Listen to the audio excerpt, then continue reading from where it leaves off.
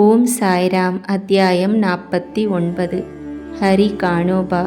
சோமதேவ் சுவாமி, நானா சாஹிப் சாந்தோர்கர் ஆகியோரின் கதைகள். முன்னுரை. வேதங்களும் புராணங்களும் பிரம்மத்தையோ சத்குருவையோ போதுமான அளவில் விவரிக்க இயலாது. அவ்வாறெனின் ஏதும் அறியாதவர்களாகிய நாம் எங்கனம் நமது சத்குரு சாயிபாபாவை விவரிக்க இயலும்? இவ்விஷயத்தில் அமைதியாக இருப்பதே சிறந்தது என்று எண்ணுகிறோம். உண்மையில் மௌனவிரதம் அனுஷ்டிப்பதே சத்குருவை புகழ்வதற்கு சிறப்பான வழியாகும். ஆனால் சாய்பாபாவினது நல்ல பண்புகள் மௌன விரதத்தை மறக்கச் செய்து நம்மை பேசுமாறு ஊக்குவிக்கின்றன. நண்பர்கள், உறவினர்கள் இவர்களும் நம்மோடு இருந்து உண்ணவில்லையாயின் நல்ல ருசியான உணவு கூட நமக்கு சுவையாக இருப்பதில்லை. ஆனால் அவர்கள் நம்முடன் சேர்ந்து உண்பார்களானால் அவைகள் இன்னும் அதிக சுவையை பெறுகின்றன. சாயி லீலைகள் என்ற ரூபத்தில் உள்ள அமிர்தமான சாயி லீலாமிர்தம் இது போன்றதே. அமிர்தத்தை நாம் மட்டுமே தனியாக உண்ண முடியாது. நண்பர்களும் சகோதரர்களும் நம்முடன் சேர வேண்டும். எவ்வளவு அதிகமோ அவ்வளவு நலம். இக்கதைகளுக்கு தெய்வீக உணர்ச்சியூட்டுவதும் தம் விருப்பப்படியே அவைகளை எழுதுமாறு செய்வதும் சாய்பாபா அவர்களேயாகும். பரிபூரண சரணாகதி அடைவதும் தியானிப்பதும் மட்டுமே நமது கடமை. க்ஷேத்ராடனம், பிரதிஞ்ஞை, தியாகம், தர்மம் இவை எல்லாவற்றையும் விட தவமிருத்தல் நல்லது. தவமிருத்தலை காட்டிலும் ஹரியை தொழுவது நலம்.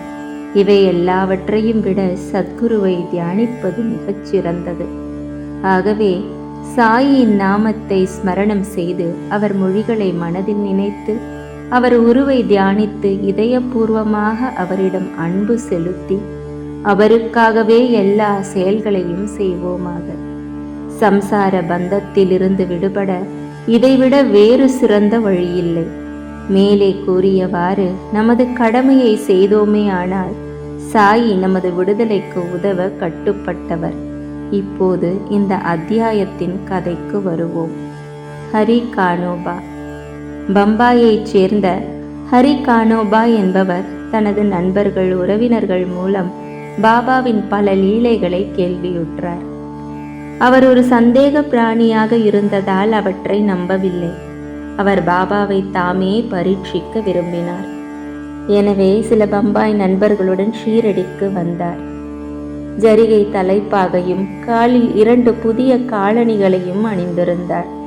பாபாவை தொலைவிலிருந்து கண்ட அவர் அவரிடம் சென்று வீழ்ந்து பணிய எண்ணினார். அவரது புதிய காலணிகளை என்ன செய்வதென்று தெரியவில்லை.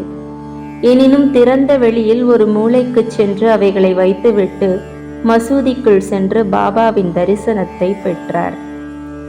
பாபாவை பக்தியுடன் வணங்கி உதி பிரசாதம் இவைகளை பெற்றுக்கொண்டு திரும்பினார். அங்கு மூலையில் வைத்திருந்த காலணிகள் மறைந்து போயிருந்ததை அவர் கண்டார். அவைகளுக்காக வீணாக தேடிய பின் தான் இருந்த இடத்துக்கு மிகவும் மனமுடைந்து போய் திரும்பினார். குளித்து வழிபட்டு நைவேத்தியம் சமர்ப்பித்துவிட்டு உணவுக்காக அமர்ந்தார். ஆயினும் அவ்வளவு நேரமும் காலணிகளை தவிர வேறொன்றையும் பற்றி அவர் நினைக்கவில்லை. உணவை முடித்து கொண்ட பின் கை கழுவுவதற்காக வெளியே வந்தபோது ஒரு மராத்திய பையன் அவரை நோக்கி வந்து கொண்டிருந்தான். அவனது கையில் ஒரு கோல் இருந்தது. அதன் நுனியில் ஒரு ஜோடி புதிய காலணிகள் தொங்கவிடப்பட்டிருந்தன.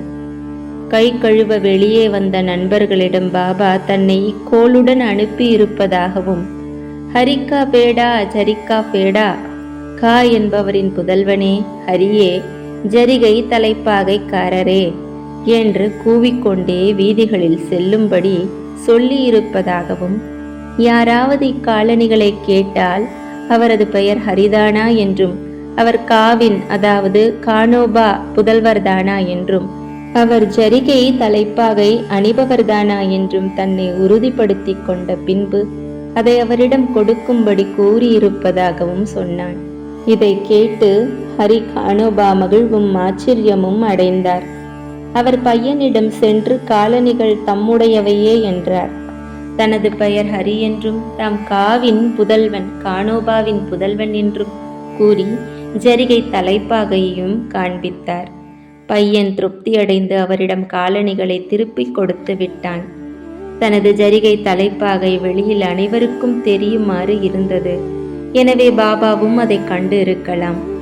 ஆனால் தன் பெயர் ஹரி என்பதும் கானோபாவின் மகன் என்றும் தான் முதல் முறையாக இப்போதுதான் ஷீரடிக்கு வந்திருப்பதால் பாபா எங்கனம் அறிந்திருக்க கூடும் என மனதில் நினைத்து வியந்தார். வேறு எவ்வித குறிக்கோளும் இன்றி பாபாவை சோதிக்கும் ஒரே நோக்கத்துடன் மட்டுமே அவர் ஷீரடிக்கு வந்தார். இந்நிகழ்ச்சியால் பாபா ஒரு மிக பெரும் சத்புருஷர் என்று அவர் அறிந்து கொண்டார். அவர் விரும்பியதை அறிந்து கொண்டு திருப்தியுடன் வீடு திரும்பினார். சோமதேவ் சுவாமி பாபாவை சோதிக்க வந்த மற்றொரு மனிதரின் கதையை இப்போது கேளுங்கள். காக்கா சாஹேப்பின் சகோதரனான பாயிஜி நாக்பூரில் தங்கியிருந்தார். 1906ஆம் ஆண்டில் இமயமலை சென்றிருந்த போது கங்கோத்ரி பள்ளத்தாக்கில் உள்ள உத்தர்காசியில் ஹரித்வாரைச் சேர்ந்த சோமதேவ் சுவாமி என்பாருடன் அறிமுகமானார். இருவரும் ஒருவர் மற்றவரின் பெயரை தங்கள் நாட்குறிப்பேட்டில் எழுதி கொண்டனர். 5 ஆண்டுகளுக்கு பின் சோமதேவ் சுவாமி பாயிஜியின் விருந்தினராக நாக்பூருக்கு வந்தார். பாபாவின் லீலைகளை கேட்டு மகிழ்வெய்தினார். ஷீரடிக்கு சென்று பாபாவை காண அவருக்கு ஒரு பெரும் ஆசை எழுந்தது. பாயிஜியிடம் இருந்து அறிமுக கடிதம் ஒன்றை பெற்றுக்கொண்டு ஷீரடிக்கு கிளம்பினார். மன்மாட், கோப்பர்காவான் இவைகளை கடந்தும் ஒரு வண்டி அமர்த்தி கொண்டு ஷீரடிக்கு போனார். ஷீரடிக்கு அருகில் வந்ததும் மசூதியில் 2 உயரமான கொடிகள் பறந்து கொண்டிருப்பதை கண்டார். வெவ்வேறு ஞானிகளிடம் வெவ்வேறு விதமான குணாதிசயங்களும் வெவ்வேறு வாழ்க்கை முறைகளும் வெவ்வேறு புறப்பரிவாரங்களும் இருப்பதை நாம் பொதுவாக காண்கிறோம். ஆயின் இப்புறச்சின்னங்கள் அந்த ஞானிகளின் தகுதிகளை எடை போடுவதற்கு உகந்த அளவுகோல் ஆகா. ஆனால் சோமதேவ் சுவாமியின் விஷயத்தில் அது வேறு விதமாயிருந்தது. கொடிகள் பறப்பதை அவர் கண்டவுடனே, ஞானி ஒருவர் கொடிகள் மீது ஏன் ஆர்வம் வைக்க வேண்டும்? இது துறவையா உணர்த்துகிறது? இது அந்த ஞானி புகழுக்காக ஏங்குவதை அல்லவா உணர்த்துகிறது என்று எண்ணினார். இவ்வாறாக அவர் தமது ஷீரடி விஜயத்தை ரத்து செய்ய விரும்பி தாம் திரும்பி போகப் போவதாக கூட வந்த சக பயணிகளிடம் கூறினார். அவர்கள் அதற்கு, பின் இவ்வளவு தூரம் நீங்கள் ஏன் வர வேண்டும்? கொடியை கண்டே தங்கள் மனம் கலக்கமுறும் போது ஷீரடியில் ரதம், பல்லக்கு, குதிரை மற்றும் பல பரிவாரங்களை எல்லாம் கண்டால் தங்கள் மனம் எவ்வளவு நிலை குலையும் என்றார்கள். இதை கேட்டு சுவாமி மேலும் குழப்பமடைந்தவராக, குதிரை, பல்லக்கு, இன்னோரென்ன படாடோபங்களுடைய சாதுக்கள் சிலரை மட்டும் நான் கண்டதில்லை, அநேகரை கண்டிருக்கிறேன். அத்தகைய சாதுக்களை காண்பதை விட திரும்பி போதலே எனக்கு நன்று என்றுரைத்தார். இதை கூறிக்கொண்டு அவர் திரும்பி போக கிளம்பினார். உடன் வந்தோர் அங்கனம் செய்ய வேண்டாம் என்றும் தொடர்ந்து போகலாம் என்றும் வற்புறுத்தினர். பாபாவை இங்கனம் குறுகிய மனமுள்ளவராக சிந்திப்பதை நிறுத்தும்படியும், அந்த சாது கொடிகளையோ பரிவாரங்களையோ புகழையோ எள்ளளவும் பொருட்படுத்துபவர் அல்ல என்றும் கூறினர். அன்பாலும் பக்தியாலும் அவரது அடியவர்களும் பக்தர்களுமே இவற்றையெல்லாம் ஏற்படுத்தியுள்ளார்கள் என்றும் கூறினர். முடிவாக பயணத்தை தொடரும்படி அவரை இணங்க வைத்து ஷீரடிக்கு சென்று பாபாவை தரிசிக்கச் செய்தனர். பாபாவை முற்றத்தில் இருந்து கண்டவுடன் அகமுருகி கண்களில் கண்ணீர் மல்க, குரல் நெகிழ அவரது கெடுதலான எண்ணங்களெல்லாம் அவரை விட்டு அகன்று போயின.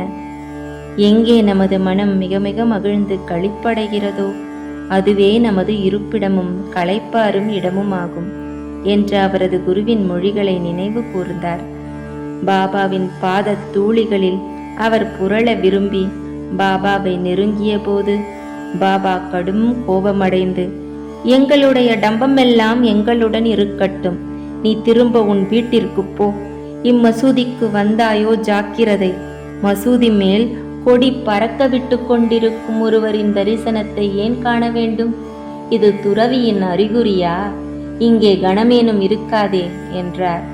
சுவாமி ஆச்சரியத்தால் திடுக்கிட்டார். பாபா தமது உள்ளத்தை படித்து அதை பேசினார் என உணர்ந்தார். எத்தகைய நிறைபேரடி உடையவர் அவர்!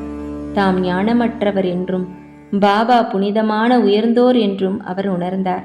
சிலரை பாபா அரவணைப்பதையும், வேறு ஒருவரை கையால் தொடுவதையும், மற்றவர்களை தேற்றுவதையும், சிலரை அன்புடன் உற்று நோக்குவதையும், சிலரை நோக்கி புன்னகை செய்வதையும், சிலருக்கு உதிப்பிரசாதம் அளிப்பதையும், இவ்வாறாக அனைவரையும் மகிழ்வூட்டி திருப்திப்படுத்தி கொண்டிருப்பதையும் கண்டார். தான் மட்டும் ஏன் அவ்வளவு கடுமையாக நடத்தப்பட வேண்டும்? அதை பற்றி அவர் தீவிரமாக சிந்தித்து தமது அந்தரங்க எண்ணமே பாபாவின் நடத்தையில் எதிரொலிப்பதை உணர்ந்து இதையே ஒரு பாடம் என கருதி முன்னேற வேண்டும் என நினைத்தார். பாபாவின் கோபம் மறைமுகமான ஆசிர்வாதமே. பிற்காலத்தில் பாபாவின் மீது அவருக்குள்ள நம்பிக்கை உறுதிப்படுத்தப்பட்டு பாபாவின் ஒரு முற்றிலும் பற்றுறுதியுள்ள அடியவராக ஆனார் என்று சொல்ல தேவையில்லை. நானா சாஹிப் சார்ந்தோர்கர். நானா சாஹிப் சார்ந்தோர்கரின் கதையுடன் ஹேமத் பந்த் இந்த அத்தியாயத்தை முடிக்கிறார். ஒருமுறை மசூதியில் நானா சாஹிப் மஹல்சாபதி மற்றும் உள்ளோருடன் அமர்ந்திருக்கையில் பீஜப்பூரிலிருந்து ஒரு முகமதிய கணவான் தனது குடும்பத்துடன் பாபாவை காண வந்தார். கோஷா பர்தா அணிந்த பெண்மணிகளை கண்ட நானா அப்பால் போய்விட விரும்பினார். ஆனால் பாபா அவர் அங்கனம் செய்வதை தடுத்து விட்டார். பெண்மணிகள் வந்து பாபாவை தரிசனம் செய்தனர்.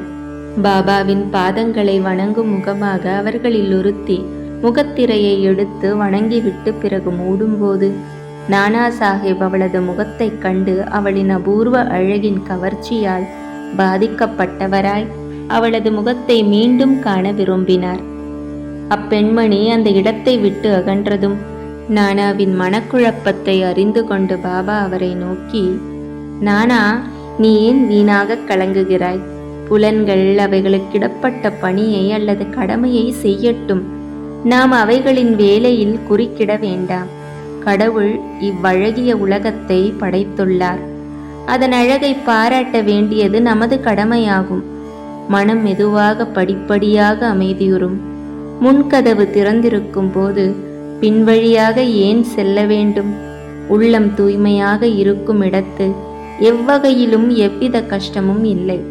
நம்மிடத்தே எவ்வித கெட்ட எண்ணமும் இல்லை என்றால் ஏன் ஒருவர் மற்றொருவருக்கு பயப்பட வேண்டும்? கண்கள் தம் வேலையை செய்யலாம். நீ ஏன் வெட்கப்பட்டு தடுமாறுகிறாய் என்றார். ஷாமா அவ்விடத்தில் இருந்தார். பாபா கூறியதின் பொருளை அவர் உணர இயலவில்லை. எனவே வீடு திரும்பும் வழியில் இதை நானாவிடம் கேட்டார். நானா அழகிய பெண்மணியை கண்டதும் தாம் மனக்கலக்கமடைந்ததையும் பாபா அதை எங்கனம் அறிந்து அதை பற்றி அறிவுரை கூறினார் என்பதையும் கூறினார். பாபாவின் பொருளை நானா இவ்வாறாக விளக்கினார். அதாவது, நமது மனம் இயற்கையாகவே சலனமுள்ளது. அதை தான் தோன்றித்தனமாக போக அனுமதிக்க கூடாது. உணர்வுகள் குழப்பமுறலாமாயினும் உடம்பு கட்டுப்பாட்டுக்குள் வைக்கப்பட வேண்டும். பொறுமையை இழக்க அனுமதிக்க கூடாது. விஷயங்களின் பின்னால் உணர்வுகள் தம் குறிக்கோளை நோக்கி ஓடுகின்றன. ஆனால் அவைகளை நாம் தொடர்ந்து சென்று அவைகளின் குறிக்கோளுக்காக இயங்கக்கூடாது. மெதுவான படிப்படியான பயிற்சியால் சலனங்களை வெற்றி காண இயலும். உணர்ச்சிகளால் நாம் இயக்கப்படக்கூடாது. ஆயினும் அவைகளை முழுவதுமாக கட்டுப்படுத்த இயலாது. தக்க முறையிலும் ஒழுங்காக சந்தர்ப்பத்திற்கு தேவையானபடியும் அவைகளை கட்டுப்படுத்த வேண்டும். அழகு என்பது பார்க்கப்பட வேண்டிய ஒன்றே. பொருட்களின் அழகை நாம் பயமின்றி காண வேண்டும். வெட்கத்துக்கோ பயத்துக்கோ அதில் இடமில்லை. கெட்ட எண்ணங்களை மட்டும் நம் மனதில் அனுமதிக்க கூடாது. பற்றில்லாத மனதுடனே கடவுளின் அழகான படைப்புகளை கவனிக்க வேண்டும். இவ்வாறாக உணர்வுகள் எளிதாகவும் இயற்கையாகவும் கட்டுக்குள் கொணரப்பட்டு விடும். பொருட்களை அனுபவிப்பதில் கூட நீங்கள் இறைவனை பற்றி ஞாபகப்படுத்தப்படுவீர்கள். வெளி உணர்வுகளை கட்டுக்குள் வைத்து மனம் லட்சியத்தை ஓடித் தொடர அனுமதிக்கப்பட்டு அவைகள் பால் பற்று கொண்டிருப்பின் ஜனன மரண சுழல் முடிவுறாது. புலன் உணர்வுகளின் விஷயங்கள் தீமையானது. விவேகம் என்னும் சாரதியை கொண்டு நாம் மனதை கட்டுப்படுத்தி உணர்வுகளை தாறுமாறாக அலைய விடாமல் இருப்போம். அத்தகையதொரு சாரதியுடன் நம் முடிவான இருப்பிடமும் நமது உண்மையான வீடுமாகிய எங்கு சென்றால் மறுபிறவி இல்லையோ அந்த திருமாலின் திருவடிகளை எய்துவோம் என்றார். ஸ்ரீ சாயியை பணிக. அனைவருக்கும் சாந்தி நிலவட்டும். ஜெய் ஜெய் சாய்ராம்.